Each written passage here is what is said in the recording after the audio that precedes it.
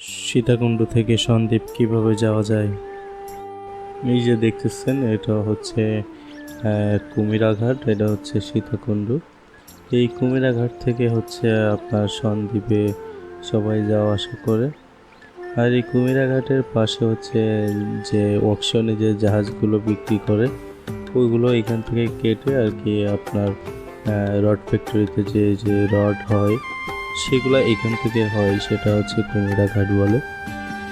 তো আমরা হচ্ছে এই কুমিরাঘাট থেকে আপনার সন্দ্বীপে যাব স্পিড বোট করে। স্পিড বোটের ভাড়া জনপ্রতি 500 টাকা করে। আর এই যে ব্রিজটি দেখছেন, ব্রিজটির ডিস্টেন্স হচ্ছে প্রায় 1 কিলোমিটারের মতন। আর এই ব্রিজটির এই মাথা থেকে ওই মাথা পর্যন্ত যেতে হলে আপনাকে ছোট ভ্যানে করে যেতে হবে। তারপরে আপনি স্পিড বোটে উঠে আপনি ওই সন্দ্বীপের পাড়ে যেতে পারবেন। দেখতেই পাচ্ছেন যে আমরা স্পিড বোটে উঠে গেছি। তবে স্পিড বোটে যদি আপনারা যেতে চান তবে অনেক রিস্কি, যে নদীতে অনেক তুফান থাকে, যে অনেক স্রোত থাকে, যে স্পিড বোটটাতে অনেক গতি, সেটা আপনাদের মাথায় রাখতে হবে। তবে স্পিড বোটে যাওয়ার মজাটাই আলাদা। মনে যদি সাহস থাকে তাহলে আপনি আনন্দ পাবেন, এটাতে কোনো ভুল নেই।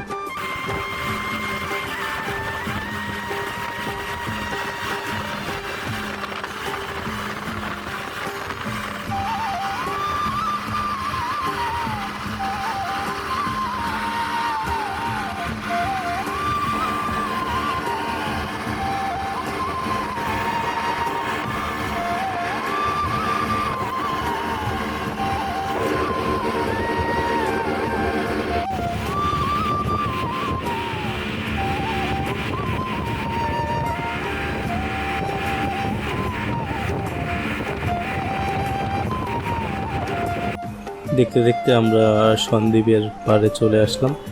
এখানেও আপনাকে যে ব্রিজটা দেখাচ্ছে এই ব্রিজটা আপনার ওই মাথা পর্যন্ত হেঁটে যেতে হবে। তারপরে আপনি সিএনজি বা অটো ধরে আপনাকে যেতে হবে যে সন্দ্বীপ শহর, ওটাকে বলে হচ্ছে কমপ্লেক্স। ওই কমপ্লেক্সে যে আপনারা ওখানে থাকার ব্যবস্থা করতে হবে। আর ওখানে আপনি সব কিছুই পাবেন, হোটেল, আবাসিক হোটেল বা খাবার হোটেল সব কিছুই পাবেন আপনি।